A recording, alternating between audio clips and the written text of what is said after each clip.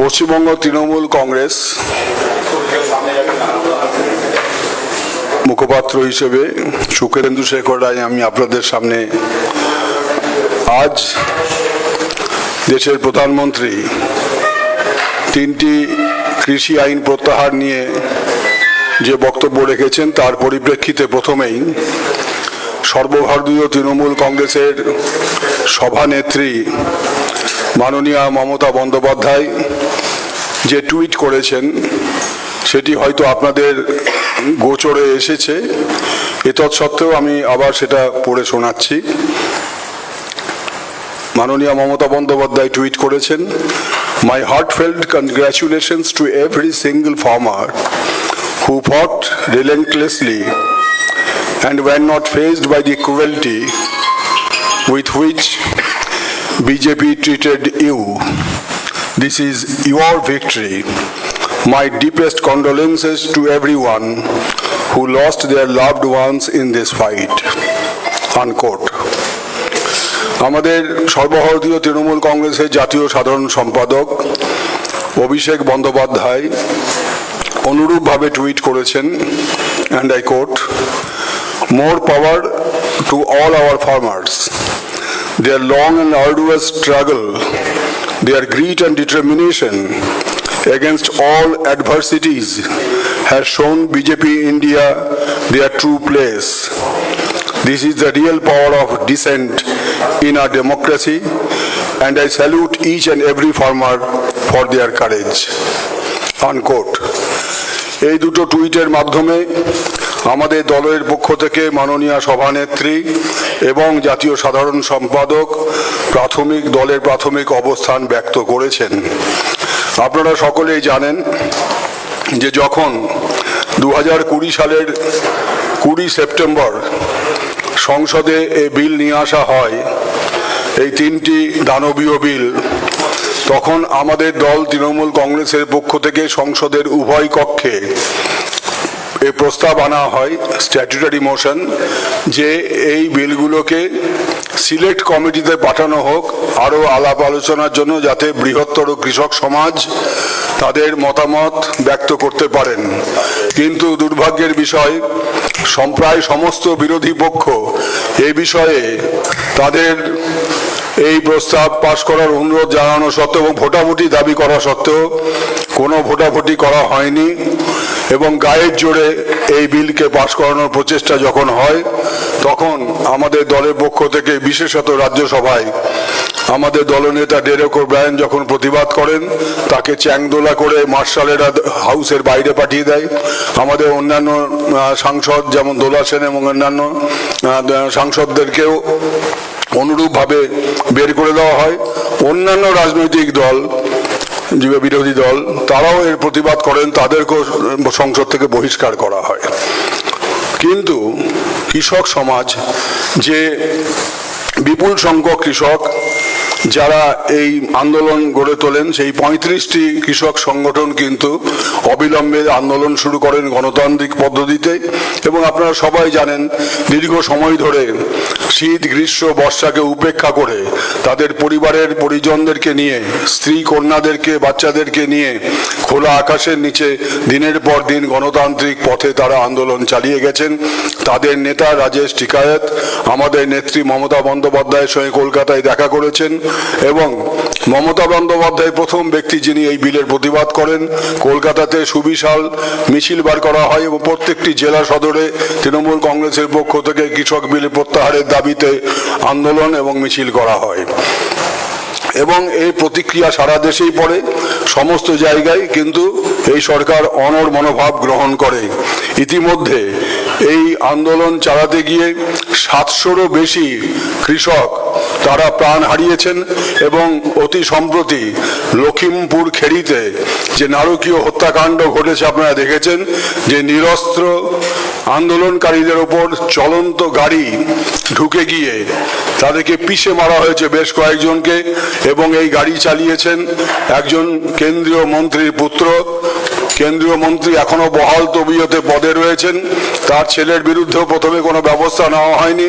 শেষ পর্যন্ত সারা দেশে প্রবল জনমত, এমনকি দেশের বাইরে বিশ্বের বিভিন্ন পত্রপত্রিকায় এই ধরনের নারকীয় ঘটনার বিরুদ্ধে যখন প্রতিবাদ প্রতিধ্বনিত হয়, তখন বাধ্য হয়ে একটা লোক দেখানো, এজাহার করা হয়, ওকে গ্রেপ্তার করা হয়, কিন্তু তদন্তের কোনো অগ্রগতি না হওয়ায় সুপ্রিম কোর্ট নির্দেশ দিয়েছে। এবং আমরা আশা করব যে নির্দেশ সুপ্রিম কোর্ট দিয়েছেন সেই নির্দেশ অনুযায়ী তদন্তের ত্বরান্বিত হবে এবং সমস্ত দোষী ব্যক্তিরা তারা গ্রেপ্তার হবেন এবং তাদের বিরুদ্ধে যথাযথ শাস্তিমূলক ব্যবস্থা নেওয়া হবে।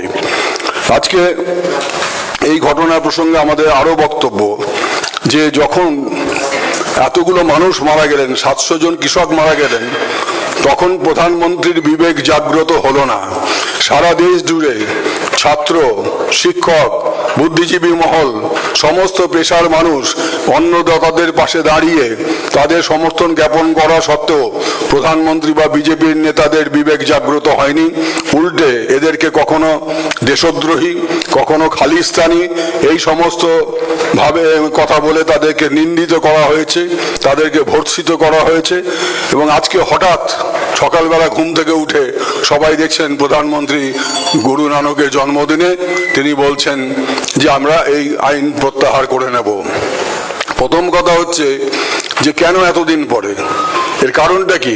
এতদিন পর্যন্ত যে সরকার অনড় ছিল, কোনো অবস্থাতেই আমরা প্রত্যাহার করব না এবং ভারতবর্ষের সমগ্র কৃষি ক্ষেত্রটাকে ক্রনি ক্যাপিটালিস্টদের হাতে তুলে দেওয়া বা এক ধরনের অসাধু কর্পোরেটের হাতে তুলে দেওয়ার যে চক্রান্ত মোদী সরকার বিক্রেতা সরকার করেছিল, যে বিক্রেতা সরকার ভারতবর্ষের সমস্ত জনগণের সম্পত্তি বিক্রি করছেন, একইভাবে কৃষিক্ষেত্রকে কর্পোরেট মানে যারা ক্রনি ক্যাপিটালিস্ট তাদের হাতে তুলে দেওয়ার চেষ্টা করছিল, অসাধু পুঁজিপতিদের হাতে। আজকে সেখান থেকে সরে দাঁড়ানোর কারণটা কি? কারণটা আর অন্য কিছুই নয়, তারা বুঝতে পেরেছেন আগামী ফেব্রুয়ারি মার্চ মাসে যে 5টি রাজ্যে বিধানসভা নির্বাচন আছে, উত্তরপ্রদেশ, পাঞ্জাব সহ, সেই জায়গায় তাদের পরাজয় সুনিশ্চিত। এবং যদি এই আইন প্রত্যাহার করে কিছুটা বাঁচা যায়, সে বাঁচবার তারা পথ খুঁজে বেড়াচ্ছেন। কিন্তু আমরা মনে করি তাদের পতনের শুরু হয়ে গেছে এবং এই পতন অবশ্যম্ভাবী হবে 2024 সালে, যখন লোটা কম্বল নিয়ে মোদী সরকার বিদায় নেবে। এরা বলেছিলেন যে প্রান্তিক চাষিদের জন্য তারা বিভিন্ন সুযোগ সুবিধা দেবেন এবং যাতে গরু, গবাদি পশু ইত্যাদি ফসল নষ্ট না করতে পারে ইত্যাদি নানা রকম ব্যবস্থা নেবেন। এমনকি তারা এগ্রিকালচারাল প্রডিউস মার্কেট কমিটির ব্যাপারেও কতগুলো ঘোষণা করেছিলেন, জমির অধিকার ইত্যাদি, নোটিফাইড মার্কেটে মিনিমাম সাপোর্ট প্রাইস গ্যারান্টি করেছিলেন। যদিও কৃষকদের দাবি ছিল যে মিনিমাম সাপোর্ট প্রাইসে একটা আইন তৈরি করতে হবে। এখনো পর্যন্ত মিনিমাম সাপোর্ট প্রাইস নিয়ে ভারতবর্ষে কোনো আইন নেই। এই আইনের দাবিও কিন্তু কৃষকরা তাদের আন্দোলনের মাধ্যমে তুলে ধরেছিলেন। সেগুলোকে নস্যাৎ করে দিয়ে 35টি যে কৃষক সংগঠন, তাদের সঙ্গে কোনো আলোচনা না করে এই 3টি কৃষি আইনের মাধ্যমে একটা বুলডোজ করতে চেয়েছিলেন কৃষকদের স্বার্থকে। আজকে তারা ব্যর্থ হয়েছেন এবং তারা পরাজিত হয়েছেন, আন্দোলনের সামনে নথি স্বীকার করতে বাধ্য হয়েছেন। এটা আমাদের দলের পক্ষ থেকে আমাদের নেত্রী এবং জাতীয় সাধারণ সম্পাদক বলেছেন, এটা কৃষক সম্প্রদায়ের জয়, অন্নদাতাদের জয়, গণতন্ত্রের জয় এবং যে সমস্ত শুভবুদ্ধি সম্পন্ন মানুষ ভারতবর্ষের এই আন্দোলনকে সমর্থন করেছেন, এটা তাদের সকলেরই জয়। আজকে এই ব্যাপারে আমরা আরেকটু দাবি করি যে এর জন্য শুধুমাত্র নির্বাচনকে লক্ষ্য রেখে এরা প্রত্যাহার করলেন এটাই একমাত্র বাস্তব হতে পারে না। প্রধানমন্ত্রীকে জনসমক্ষে এর জন্য ক্ষমা চাইতে হবে যে 700 জন কৃষক মারা গেছেন এবং তাদের প্রতি যে দানবীয় ব্যবহার করা হয়েছে, অগণতান্ত্রিক ব্যবহার করা হয়েছে, তার জন্য তাকে প্রকাশ্যে ক্ষমা চাইতে হবে এবং ক্ষতিগ্রস্ত পরিবারদেরকে উপযুক্ত ক্ষতিপূরণ দিতে হবে। Now may I switch over to English? One by one after another. But please listen quietly. Otherwise it is very difficult for me to speak out. Let me start with 2 tweets issued by, first of all, Chairperson of All India Trinamool Congress, Ms. Mamata Banerjee. I quote from her tweet. My heartfelt congratulations to every single farmer who fought relentlessly and were not fazed by the cruelty with which BJP treated you. This is your victory. My deepest condolences to everyone who lost their loved ones in their fight. Unquote. Mr. Abhishek Bandyopadhyay, General Secretary National General Secretary of our party, he has also tweeted, and I quote, "More power to all our farmers. Their long and arduous struggle, their grit and determination against all adversities has shown BJP their true place. This is the real power of dissent in our democracy, and I salute each and every farmer for their courage." Unquote. Gentlemen, ladies and gentlemen, it is the victory of the farmers, as already mentioned by our party leaders, Supremo and General Secretary. Now, PM Modi's announcement right before UP elections is nothing short of poll gimmick.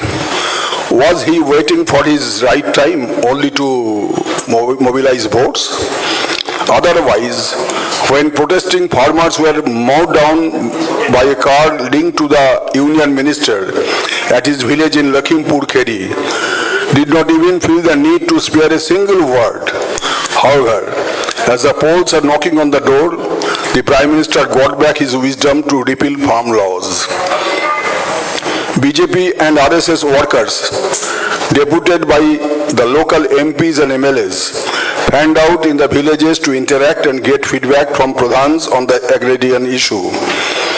Among those flagged were legislative surety for MSP, curtailing the role of open markets, and a fertilizer crunch. These demands were raised by farmers of all castes and economic class, and not just the big farmers. Marginal farmers wondered why the Modi government was reluctant to give a statutory guarantee on the MSP instead of allowing open markets to dictate the price line. Their discomfort was accentuated by other problems, the unseasonal rains that adversely affected the quality of the standing paddy crops and made the yield practically unfit for consumption. The rampaging unclaimed cattle let loose by owners who could not hand them over to the abattoirs once they became unproductive, and lastly an acute fertilizer shortage. The government offered to amend provisions related to the fee structure notified in the Agriculture Produce Market Commodities, in short APMCs, and promised stricter provisions to safeguard farmers' land rights, strengthening of notified markets, and a guarantee on minimum support price. These proposals were rejected by a majority vote of 35 farm organizations. According to us, there are assembly elections in 5 states next year. The BJP will be completely defeated in that election. This decision is based on that fear. Farmers have continued to protest the repealment of agricultural laws in winter, summer, monsoon session. The Modi government continued its indescribable atrocities on the farmers, but the farmers did not back down. Apart from this, we feel that the parliament session will start from 29th of November till it will continue till 23rd December, and the farm organizations have already declared that they would go every day in tractors to Gherao the Parliament House in pressing their demands. That may be another reason for the Prime Minister to announce the withdrawal of 3 farm laws. We distinctly remembered that Mr. Rajesh Tikayat, the leader of the farming community, he met our leader Ms. Mamata Banerjee, and Trinamool Congress was the first party to raise its voice in both houses of parliament along with other opposition parties, and our MPs were thrown out from the house. They were suspended for the remaining period of the session. And not only that, in Calcutta, there was a huge rally in support of the farmers' protest. In each and every district of Bengal, our party functionaries, they organized movement and processions supporting the farmers' movement. Therefore, Trinamool Congress is the only party, as usual, under the leadership of Mamata Banerjee, has raised its voice against the tyrannical rule of the Modi government, in particular, the way the government passed these 3 draconian laws in Parliament and tried to hand over the entire agricultural sector at the hands of the crony capitalists. So we demand that not only withdrawal of these 3 draconian laws, but the incident that took place in Lakhimpur very recently, where the involvement of a union minister and his son was seen by everyone on the television, how the peaceful agitators were mowed down by a moving car, run by the minister's son, and he also fired from his gun. All these forensic tests have proved that the son of a union minister was very much involved in this pathetic incident, which created uproar not only inside India but outside India too.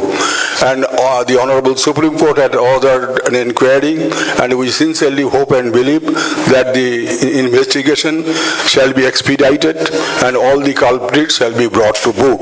We also demand a public apology from the Prime Minister for the more than 700 farmers who died while participating in this movement, and he should tender public apology and arrange for adequate compensation to the next of the kins of the people who died. और हिंदी में भी बोलना है क्या? मैं संक्षेप में यही बोलना चाहता हूं, वो जो ट्वीट मैंने ममता जी के बारे में और अभिषेक जी के बारे में बोला, वो रिपीट करना है क्या? हाँ जी, ये सवाल बाद में होगा, पहले बोलने दीजिए। आज सुबह प्रधानमंत्री जी जो ऐलान किया कि 3 कृषि कानून जो कि पार्लियामेंट में पिछले साल 20 सितंबर को पारित किया गया था, उसको वापस लिया जाएगा, ऐसे बोला गया ताकि वो बहुत हमको किसी समाज को, अन्नदाताओं को वो बहुत मदद कर रहे हैं। ऐसा नहीं है, ये उनका मजबूरी है। मजबूरी क्यों है? क्योंकि अगले साल 5 राज्यों में चुनाव होने वाली है और इस 5 राज्यों में हारने वाला है बीजेपी। ये मद्देनजर रखते हुए आज प्रधानमंत्री जी ने ये ऐलान किया है। लेकिन हमारे मांग है, क्योंकि तृणमूल कांग्रेस एक पार्टी है, ममता जी पहले इस किसी कानून के खिलाफ अपनी आवाज उठाई थी और ममता जी के निर्देश पर हमारी पार्टी संसद की दोनों सदनों में अपना इसके खिलाफ विरोध प्रकट किया था और मांग किया था कि इस बिल को सिलेक्ट कमेटी में भेजा जाए। ना तो भेजा गया, बल्कि हमारे जो एमपीज हैं राज्यसभा से, एमपीज लोगों को जबरदस्ती सदन से निकाला गया और उनको निलंबित किया गया। उसके बाद भी हमारा आंदोलन जारी था। आपको मालूम है कि कलकत्ता शहर में ममता जी के नेतृत्व में बहुत बड़ा जुलूस निकला था इस फार्म बिल के खिलाफ, और हमारे हर डिस्ट्रिक्ट में, हर जिला हेडक्वार्टर में हमारे कार्यकर्ता उन्होंने जुलूस निकाला था और मोर्चा खुला था। इसके बावजूद भी सारा हिंदुस्तान में इसका असर पड़ा और जो कृषि संगठन जो है, सारे 35 कृषि संगठन, किसान संगठन, 35 किसान संगठनों ने जो मोर्चा खुला था और जो आंदोलन उन्होंने छेड़ा, उस आंदोलन का असर इतना पड़ा कि सारा दुनिया में इसका असर पड़ा। बहुत सारी जगह इस विषय में बहुत चर्चा हुआ और आलोचना भी किया गया सरकार की इस रवैया को, और आखिर में आज ऐसे बता रहे हैं प्रधानमंत्री जी कि उन्होंने बहुत बड़ा दया कर रहे हैं अन्नदाताओं को। नहीं, ये उनका मजबूरी, जैसे कि हमने बताया। दूसरी बात यह है कि 700 किसान ये आंदोलन करते हुए उनका मौत हो गया। तो इसलिए हम चाहते हैं कि प्रधानमंत्री जी सबसे माफी मांगे और जो लोग का मौत हुआ है उस परिवारों को मुआवजा दिया जाए, कॉम्पेंसेशन दिया जाए। और अगले दिन अगर इस तरह एंटी पीपल कोई भी पदक्षेप ये सरकार लेते हैं तो उसके खिलाफ हमारे तृणमूल कांग्रेस का आंदोलन जारी रहेगा। हम लोग किसान भाइयों के साथ, अन्नदाताओं के साथ जैसे जुड़े हुए हैं अगले दिन भी हम जुड़े रहेंगे। धन्यवाद। आप सवाल है प्रथम बांग्लाई एक एक कर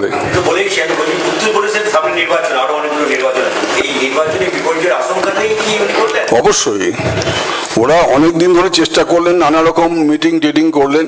যদিও বিল আনার আগে 35টি কৃষক সংগঠনের মধ্যে কাউকে কোনো সংগঠনের সঙ্গে ওরা কোনো আলাপ আলোচনা করেনি।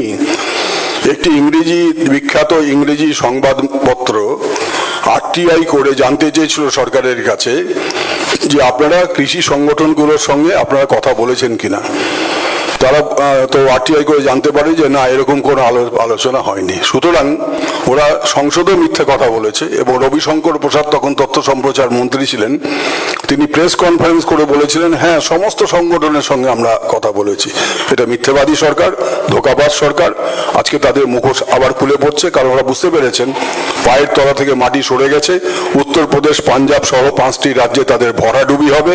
সেই ভরাডুবির হাত থেকে বাঁচবার জন্য একটা শেষ চেষ্টা করছেন, কিন্তু এতেও হবে না, ভরাডুবি ওদের হবেই। শেষের দিন ওদের শুরু হয়ে গেছে। 2024-এ যখন আবার নির্বাচন হবে, লোকসভা নির্বাচন, লোটা কম্বল নিয়ে মোদী সরকার বিদায় নেবে। আগামীকাল থেকে উত্তরপ্রদেশের 3 দিনের জন্য সফর করবেন ইএম এবং একই সঙ্গে ইজেমও থাকার কথা আছে, এবং তার আগের দিনের এই ঘোষণা, কোথাও কি ইউপি আর পাঞ্জাবি মেন টার্গেট তারা করে এগোচ্ছে? অবশ্যই এ তো পরিষ্কার। আমি তো বলছি এটা দিবালকের মতো পরিষ্কার যে আজকে হঠাৎ গুরু নানকের কথা মনে পড়লো। 700 কৃষক যখন মারা গেল তখন গুরু নানকজির কথা মনে পড়লো না। ওদেরকে বলা হলো দেশদ্রোহী, ওদেরকে বলা হলো খালিস্তানি।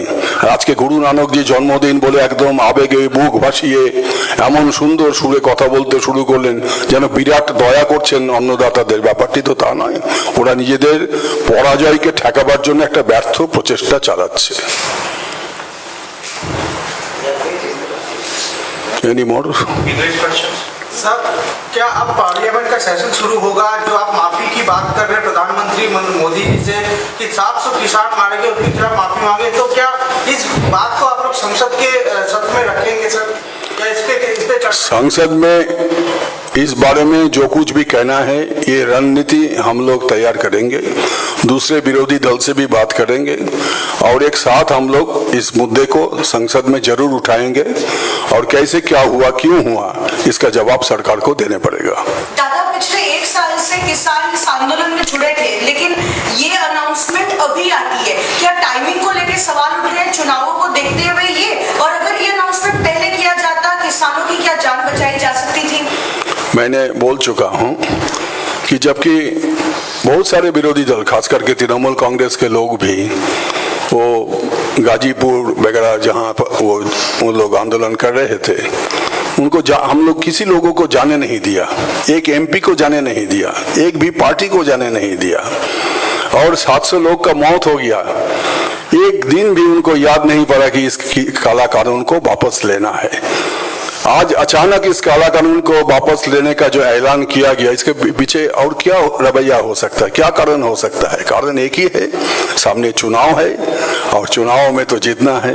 सोच रहे हैं कि शायद अगर हम इसको वापस लेते हैं तो खुशी से हमको वोट दे देगा। नहीं, जो 700 लोग का मौत होगा वो शहीदों का यादगार सबके मन में जल रहा है, दिया जल रहा है, यादगार की दिया, और यादगार की दिया जलते रहेगी। क्या ये किसान के साथ ऑपोजिशन यूनिटी की भी जीत है? आज ये जो 3 किसान कानून को रिपील कर लिया गया, ये लोकतंत्र की जीत है।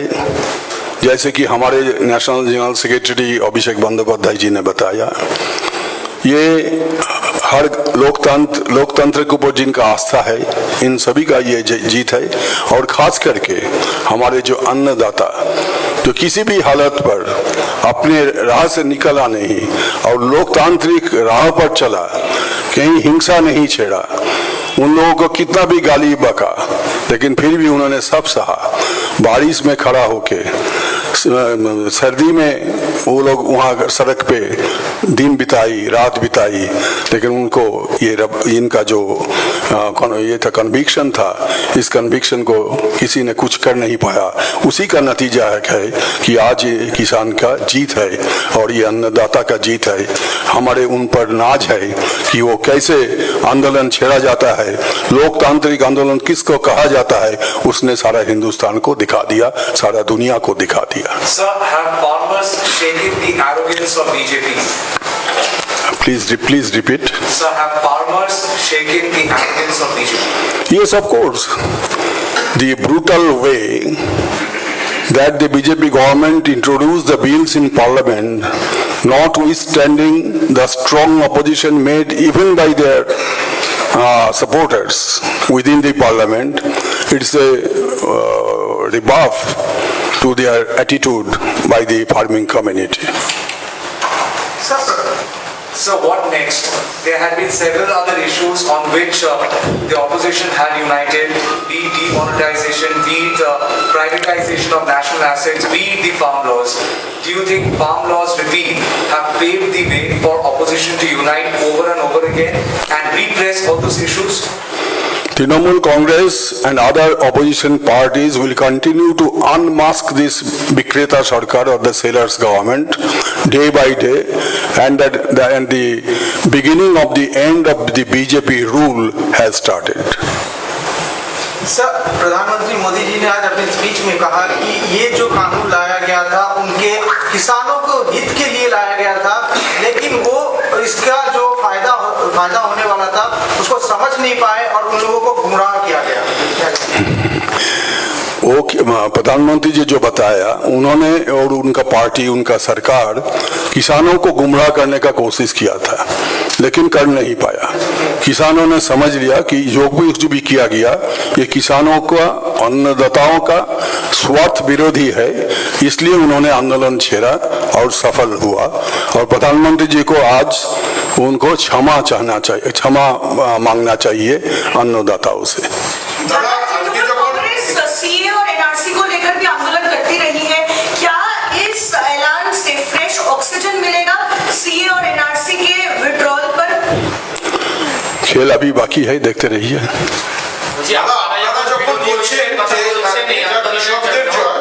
তখন দিল্লিতে কংগ্রেস সাংবাদিক সম্মেলন করে বলছে এটা কংগ্রেসের জয়, এটা তাদের জয়। আমরা যেটা বলেছি, আমরা অন্য দল কি বলেছে সে নিয়ে আমি কোনো মন্তব্য করব না, কিন্তু আমাদের দলের পক্ষ থেকে আমাদের মাননীয় নেত্রী এবং জাতীয় সাধারণ সম্পাদক যে টুইট করেছেন, যেটা আপনাদের পড়ে শুনিয়েছি, তাদের পরিষ্কার বলেছেন এ জয় কিষানদের জয়, এ জয় গণতন্ত্রের জয় এবং গণতন্ত্র প্রিয় মানুষের জয়। Sir, one last question from my side. The day after the by-election results had come out, fuel prices were brought down by the centre, and ahead of UP and Punjab election, the farm laws have been repealed. You think the central government is actually on the back foot? Yes, of course. That is why there is coordination between the two. There is correlation between the two. First of all, like Chaitra Sel we call in Bengali, 50 rupees was enhanced, thereafter up to 20% discount. So the petrol price was being increased every day, diesel price was being increased every day, and all on a sudden 10 rupees cut, 5 rupees cut in petrol and diesel respectively. And now the withdrawal of the farm laws. So this government also withdraw from the power in no time.